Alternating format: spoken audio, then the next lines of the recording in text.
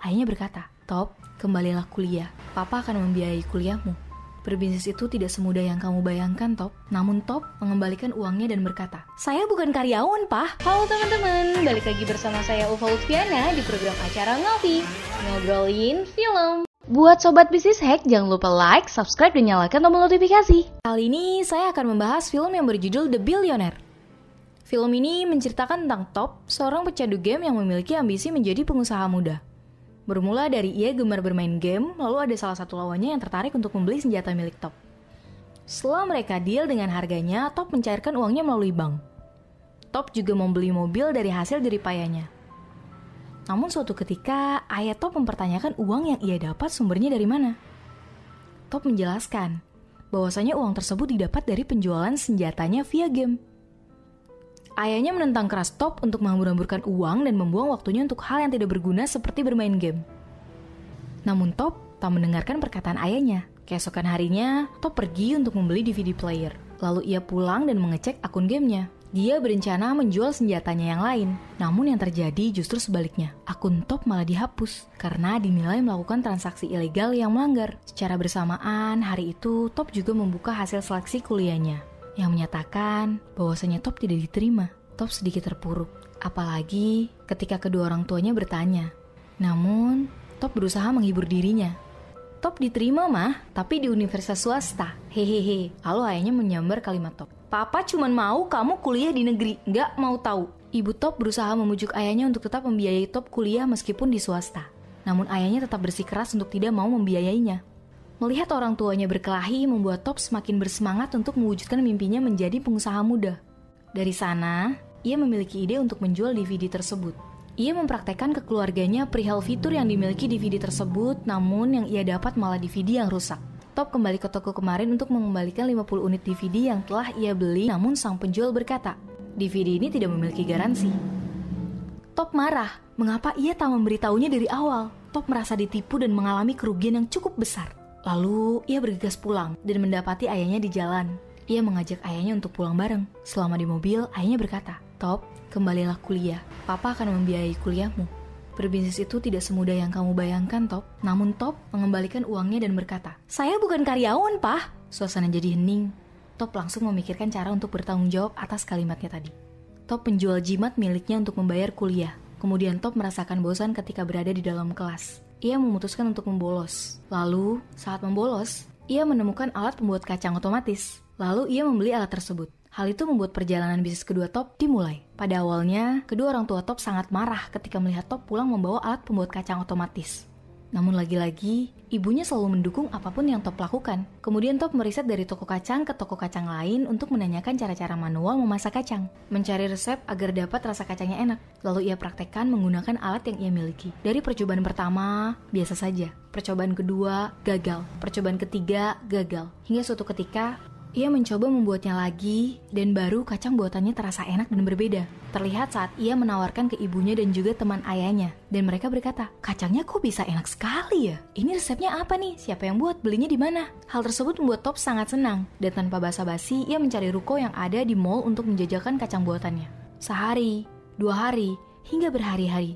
Namun pengunjung tak juga banyak yang datang. Top bingung dengan apa yang salah. Di sela-sela kebingungannya, Top mengantar pacarnya ke pasar. Di sana, ia sambil menganalisis bagaimana cara berjualan yang benar. Sesekali ia mencatatnya seperti menerapkan diskon, memberikan bonus, dan ada satu kunci lagi yang ia temui, yakni menempatkan lokasi penjualannya dengan tepat. Ia bergegas menuju ruko jualannya, lalu ia meminta untuk pindah lokasi tepat di depan pintu masuk mall.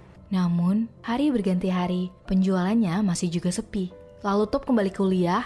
Di tengah kuliah, saat dia mengikuti ujian, handphonenya berdering dan gurunya memberikan dia peringatan. "Tolong bagi siapapun yang memiliki handphone harap dimatikan." Top akhirnya mendekati HP tersebut, lalu meminta izin untuk mengangkatnya dan gurunya memberi peringatan untuk kedua kalinya. "Top, kalau kamu angkat telepon itu, maka kamu saya anggap curang dalam ujian." Seketika ruangan jadi tegang, menunggu keputusan yang akan diambil oleh Tom. Namun Tom memilih untuk mengangkat telepon tersebut dan menghampiri pamannya yang menjaga ruko sedang kewalahan melayani pembeli yang membludak sekali. Hal tersebut lagi-lagi membuat Top gak gampang puas. Ia berpikir untuk membuka cabang di berbagai tempat. Saat ia membersihkan atap mall tersebut, petugas datang dan menegurnya untuk segera keluar karena waktu telah habis. Top memberi memberikannya uang agar petugas tersebut memberikan senggang waktu. Namun, ia malah bertanya pada ibunya, "Apakah ini anakmu?" Ibunya menjawab, "Ya, ini anak saya. Jika iya, tolong ajarkan kejujuran dan rasa bertanggung jawab." Top merasa kesal dengan perkataan tersebut. Ia bergegas pergi. Namun ibunya berkata bahwa ia harus segera pindah ke Cina karena perusahaan ayah Top bangkrut. Top merasa kesal dengan perkataan tersebut.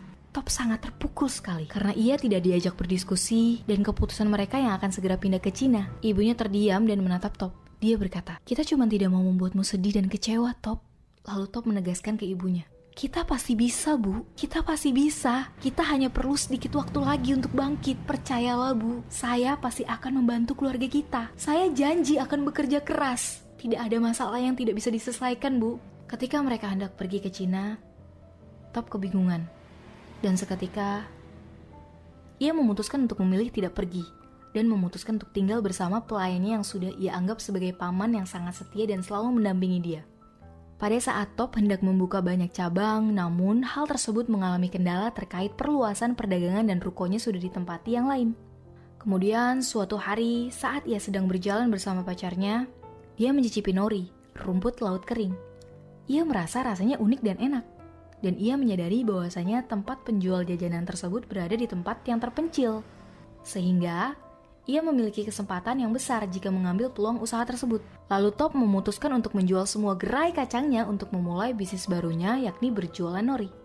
Dari awal mula Top mendapatkan informasi nori, Top sedikit kesusahan perihal cara mengawetkannya. Namun, dia bersama pamannya tak pantang menyerah untuk mencari tahu. Dan di sela ia terus mempelajari dan mempraktekkan pembuatan nori, ia mendapati pamannya yang tergeletak penuh darah. Top panik, Top ketakutan, dan ia langsung bergegas membawa pamannya tersebut ke rumah sakit. Mengingat pamannya yang sedang kritis, membuat semangat Top semakin bertambah untuk bisa menemukan resep nori yang enak. Hari demi hari Top membuat nori berkali-kali, namun ia tak kunjung mendapatkan resep tersebut. Ia sedikit merasa pupus, namun ia tetap ingat tujuan awalnya, tak boleh pantang menyerah. Hingga ia bisa menemukan resep norinya sendiri dan langsung bergegas ke rumah sakit untuk bisa memberikan ke pamannya. Lalu pamannya terheran-heran karena Top bisa menemukan resep nori yang sangat enak. Hingga ia menjualnya di ruko pintu utama mall. Hingga ia mengingat tujuan-tujuan yang selalu ia tulis seperti tulisan 1 juta per tahun di tangannya, lalu ia berkata, "Ternyata mendapat 1 juta per tahun itu tidak susah," sambil tersenyum. Berbarengan dengan ibunya menelpon Top untuk mengucapkan selamat ulang tahun kepada Top dan memberikan wejangan kepadanya. "Sekali lagi, selamat ulang tahun ya Top. Kamu mungkin bisa memenangkan sesuatu, tapi kamu juga bisa kehilangan sesuatu. Yang harus kamu perhatikan, jaga dirimu dan juga kesehatanmu. Itu paling penting." Ayah pun berpesan untuk dia tetap melanjutkan kuliahnya semester depan. Lalu Top bertanya pada ayahnya, "Pa, tolong jawab jujur. Sebenarnya berapa utang papa?" Dan ayahnya menjawab, "Hutangnya adalah 40 bat, atau setara 12 miliar. Top langsung terkejut, namun Top ingat perkataan dosennya yang berkata, "Jika kita berpikir akan kaya, maka akan kaya. Jika kamu berpikir akan sukses, maka akan sukses. Cara berpikir yang baik akan memberikan kekuatan.